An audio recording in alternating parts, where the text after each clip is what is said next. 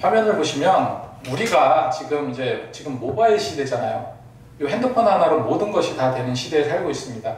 그러다 보니까 뭐 이건 단순히 영상을 본다든지 이런 것으로 국한되지 않고 뭐 전화 거는 건 기본이고 문자 보내고 영상 보내고 중요한 건 또 여기서 영상을 많이 본단 말이에요. 유튜브라든지 이런 것으로 영상을 봐서 그런데 이제 하루 평균이 동영상 사용하는 시간에 대한 그 통계거든요. 통계를 보면은 전체 핸드폰으로 인터넷을 이용하는 시간이 160시간이 돼요.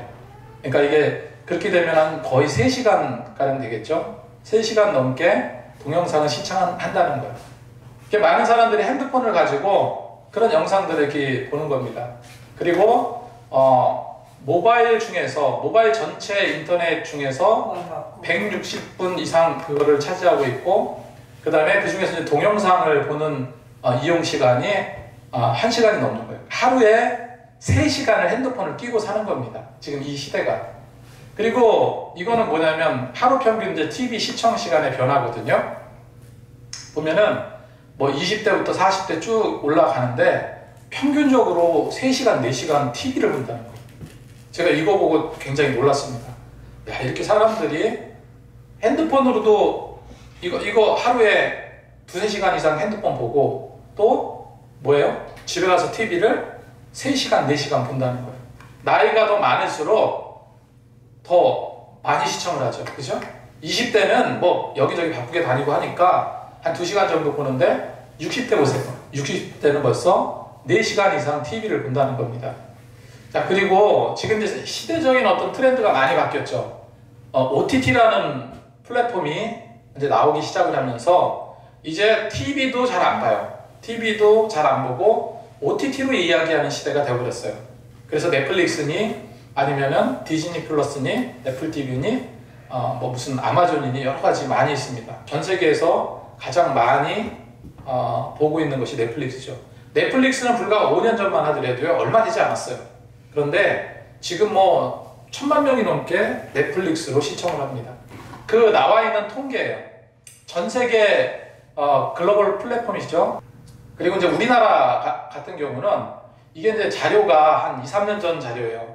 그러니까 넷플릭스가 한 850만 정도 되는데 지금은 뭐 거의 뭐 1200~300만이 넘을 겁니다. 그 정도로 급성장했어요. 자, 이거는 뭐냐면 타이틀 자체가 대한민국 전체가 유튜브에 빠졌다 이렇게 나와 있죠. 그러니까 유튜브 사용하는 그 통계입니다. 우리나라 인구가 5178만 명이에요. 5178만 명 중에서 4300만 명 이상이 유튜브를 시청을 하고 있다는 거예요. 그리고 전체 인구의 약 83%. 그러니까 10명이 있으면 10명 중에 8명, 9명은 이미 유튜브를 계속해서 시청을 한다는 거죠.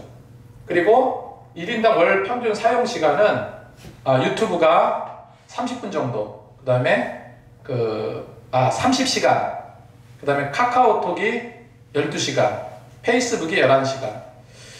이렇게 얘기하는 게 좀 낯설 수가 있을 것 같아요. 근데 젊은 사람들에게는 워낙 이런 부분들이 잘 알려진 거기 때문에 뭐 이해가 되겠죠. 어느 정도인지. 지금 이제 영상을 이만큼 시청한다는 거예요. 영상을 이만큼 시청을 하는데 다양한 유튜브나 OTT나 TV나 아니면 핸드폰이나 뭐가 됐든지 어쨌건 하루에 어림잡아서 4시간, 3시간에서 5시간 정도는 뭐 한다는 겁니까? 그냥 본다는 거예요. 뭐가 됐든지 핸드폰이든 TV든 뭐가 됐든지 본다는 얘기죠.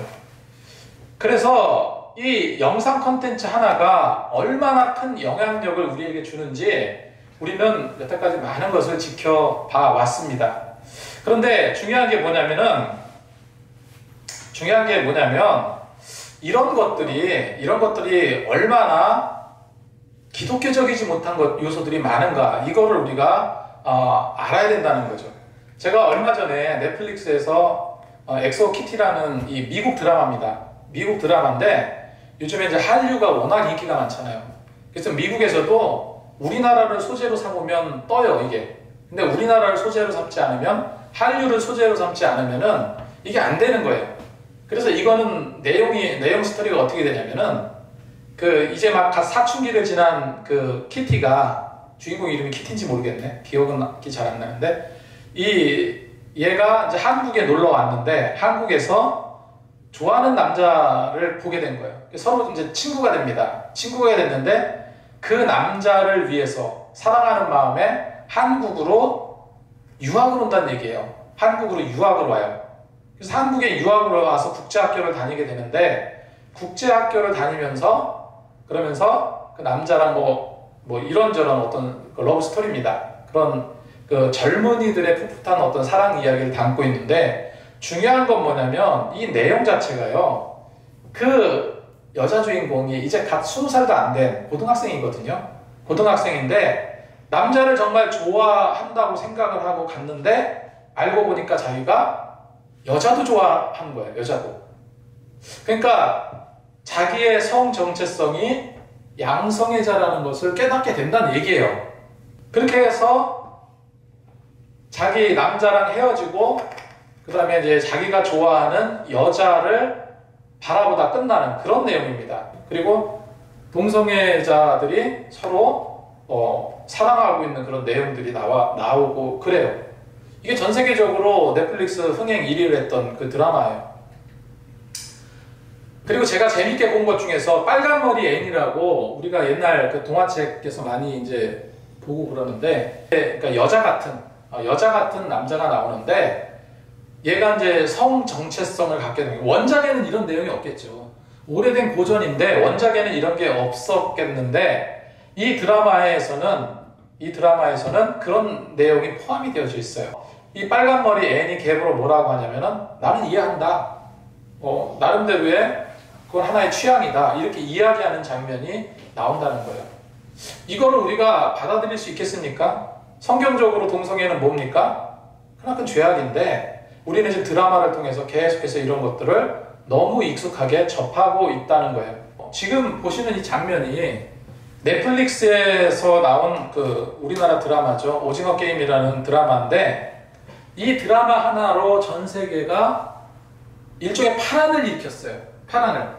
전 세계에 영향을 주었던 그런 드라마예요. 하지만 오징어 게임은요, 제가 봐도 재밌어요. 그리고 나름대로 뭐 어느 정도 가치는 인정받을 수 있을 만큼 뭐 구성력도 탄탄하고 스토리도 탄탄하고 그래요. 그런데 이 오징어 게임의 실체가 뭔지 알잖아요. 우리는 그 실체가 뭡니까? 사륙입니다. 사륙. 죽이는 거예요. 실제 사람 죽이는 것을 게임으로 즐기는 내용이에요.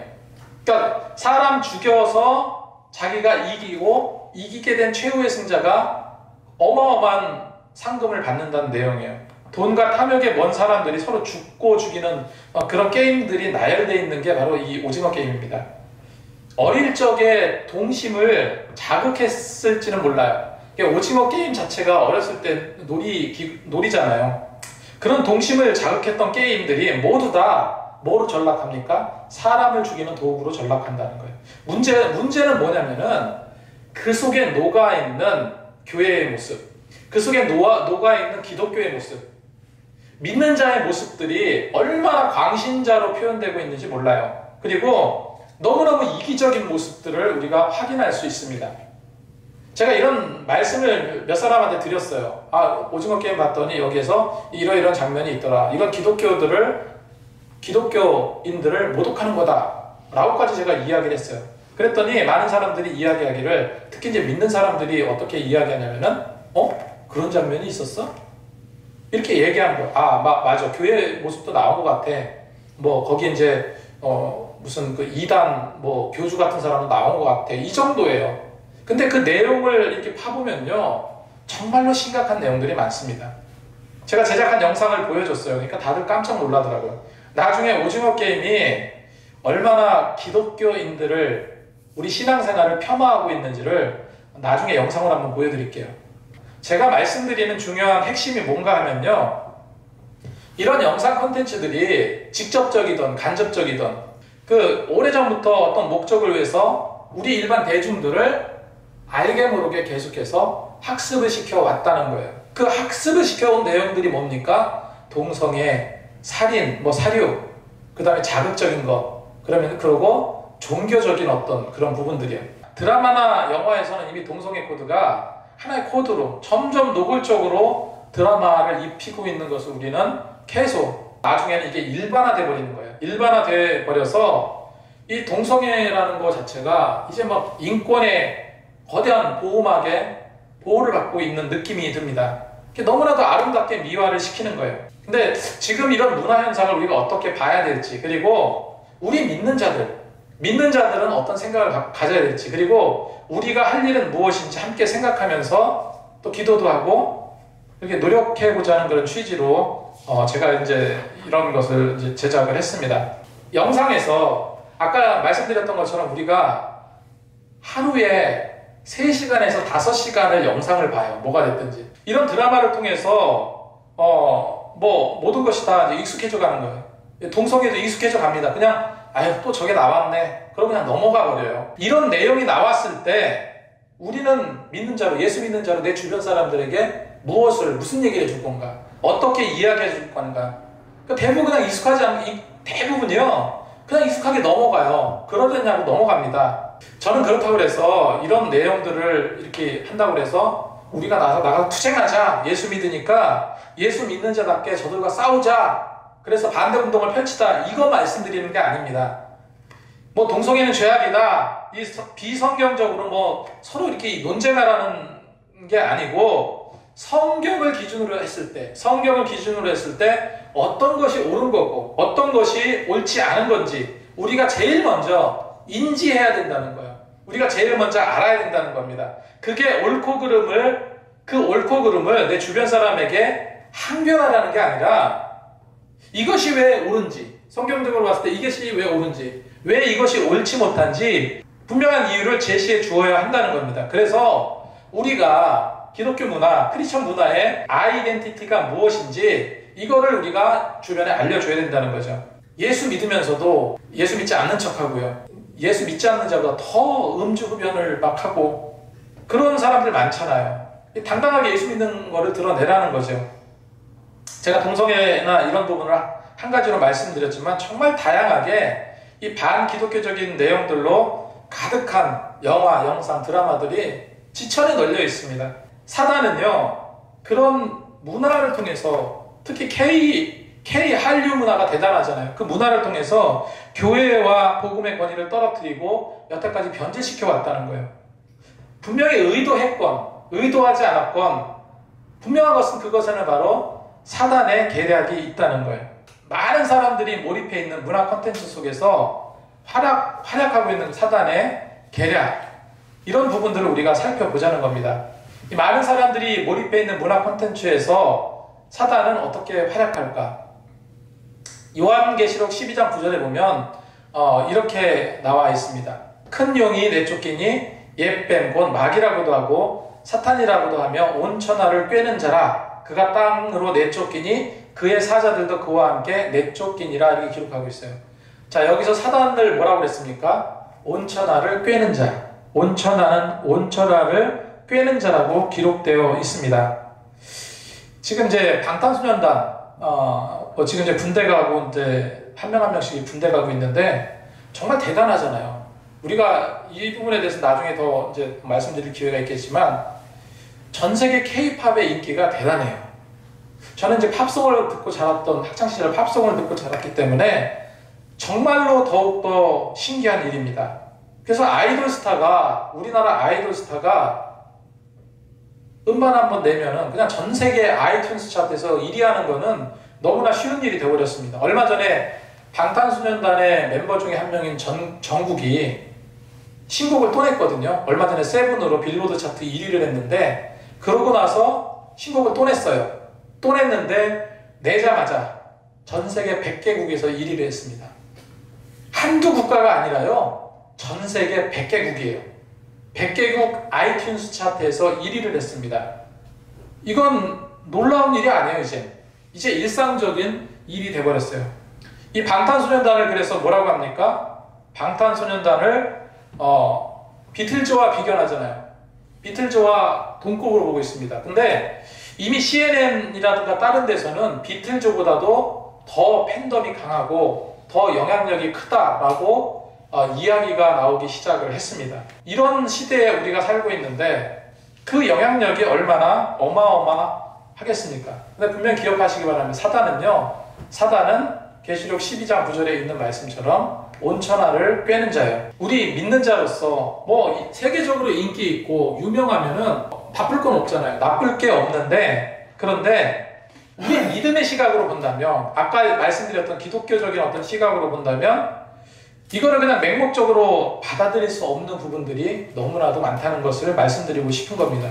저도 개인적으로 방탄소년단 노래 좋아하고 많이 듣기도 합니다. 하지만 우리는 세상 문화에 깃들여져 있는 이 거대한 영향력, 세상 사람들에게 무엇을 요구하고 있는지를 우리가 알아야 된다는 거예요. 그리고 정확하게 이걸 분석하고 판단할 수 있어야 된다는 겁니다. 우리가 알아야 될 것은 세상을 지배하는데 보이지 않는 그 힘의 근원에 대해서 지금 말씀드리고 있는 겁니다. 성경에는 우리에게 나중에 죽고 난 이후에 영생의 과정을 얻기 이전에 이 세상에 살 동안에 너희는 뭐를 해야 되냐? 싸워야 된다라고 성경 말하고 있거든요. 그러면 싸운다면 싸움의 대상이 있어야 됩니다.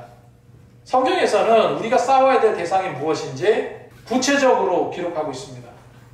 우리가 잘 알고 있는 에베소 6장 12절 말씀입니다. 우리의 씨름은 혈과 육을 상대하는 것이 아니요 통치자들과 권세들과 이 어둠의 세상 주관자들과 하늘에 있는 악한 영들을 상대함이라.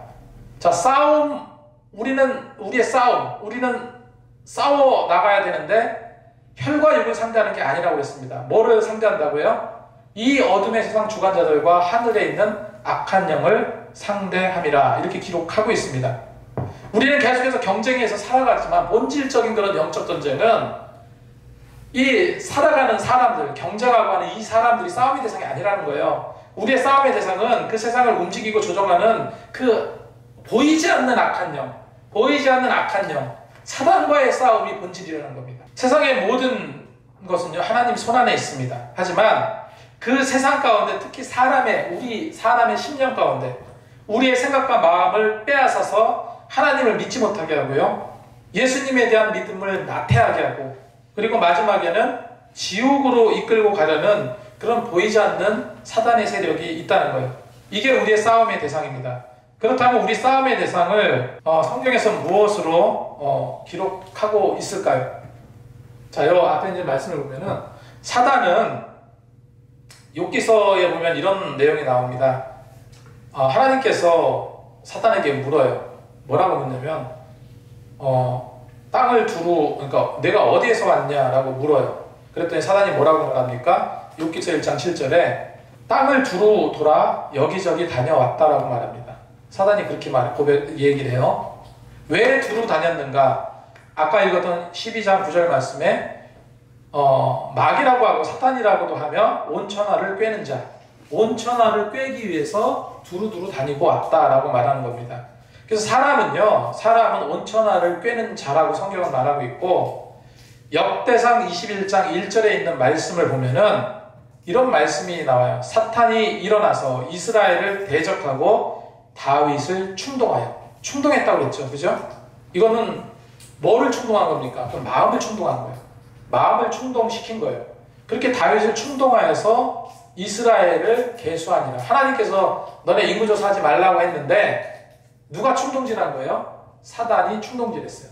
그래서 사단의 말을 들어서 인구조사를 하게 되고 하나님으로 징벌을 받잖아요.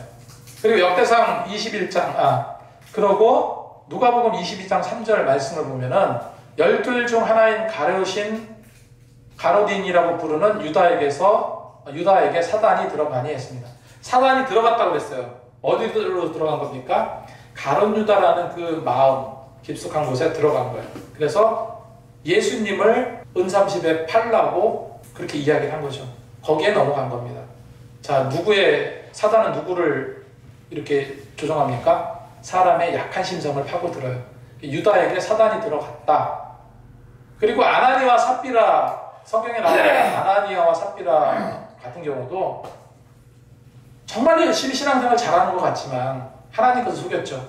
그랬을 때 뭐라고 성경에 기록하고 있습니까? 사도행전 5장 3절에 어찌하여 내 마음에 무엇이 가득하다고요? 내 마음에 사탄이 내 마음에 가득하여 내가 성령을 속이고 땅과 월말을 감추었느냐 이렇게 이야기를 하고 있습니다. 고린도 후서 11장 14절 15절 말씀을 보니까 이 사탄은 천사로 가장한다고 그러잖아요. 그죠? 이것은 이상한 일이 아니라 사탄도 자기를 광명의 천사로 가장하나니 이렇게 기록하고 있어요. 그래서 그렇기 때문에 사단의 일꾼들도 자기를 의의 일꾼으로 가장하는 것이 또한 대단한 일이 아니라 그들의 마지막은 그 행위대로 되리라 이렇게 성경은 말하고 있습니다. 그래서 어떻게 보면 선한 것 같고 어떻게 보면 착한 것 같고 엊그저께 그 정유정 전화 녹음 그거 공개했잖아요. 그 공개했는데 봤을 때는 참 일상적인 사람 같은데 근데 속안은 뭐예요? 얼마나 잔인한 살기가 가득한 그런 자였냐고요. 그래서 사단이 광명의 천사로 가장하기 때문에 선한 척, 착한 척, 그리고 또 하나님의 일을 하는 척 이렇게 변장하는 변장술사가 되어버린다는 거예요. 그래서 사람들을 속이게 한다는 겁니다. 제가 이렇게 말씀을 전할 때 이게 제가 한 4주 정도로 이렇게 끊어서 이제 말씀을 드리려고 하는데 굉장히 좀 비판적으로 나갈 수도 있을 것 같아요. 그 핵심이 무엇인지를 좀 아시면 좋겠어요. 성경적으로 옳지 못한 것, 상황이나 현상들을 비판할 것이고 또 판단에 대해서는 행위자에 대한 비판입니다. 그런 걸 기억해 주시기 바랍니다. 그리고 이제 제가 이제 한 20-30% 정도를 줄여서 이제 말씀을 드렸는데 영상을 볼 건데 이거는 제가 이제 오징어 게임에 대해서 3편을 제작을 한 게 있습니다. 그런데 이게 필요할 것 같아요. 몇 마디 말보다 실제로 이제 이렇게 이제 제작한 영상으로 보시면 이게 어떤 것인지 더 이해가 될 것 같기 때문에 시청을 하겠습니다. 이게 이제 유튜브에 영상으로 제가 제작한 겁니다. 제작해서 올린 거예요.